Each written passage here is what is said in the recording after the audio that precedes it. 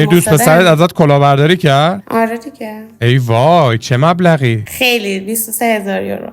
واو. برای داستانشو تعریف کنم قشنگ؟ آره بگو ببینم. این چندین سال بود قدیما دنبال من بود. من گفتم پسر سالمی میخوره باشه. هی مثلا میومد و گل می آورد و بعد چی منم خب با این دوست شدم. بعد این می‌خواست یه رستوران ایرانی باز کنه. منم اون موقع باش شاید 2 ماه بود دوست بودم متاسفانه. گفتش که آره من حسابم بلاک شده. گفتم که اگه میخوای مثلا من میتونم کمکت کنم اگه الان کم بود داری بعدش مثلا حسابت باز شد به من بده. گفت باشه و اینا. خلاص منم پول دادم بهش. و بچه کجای تهران بود؟ بچه تهران نبودش، بچه کرمانشاه بود. هر کسی که رکب میخوره از اعتماد میخوره، تموم شد و رفت. اصلا حالا این میتونست این پسر بلژیکی باشه. آره 100%.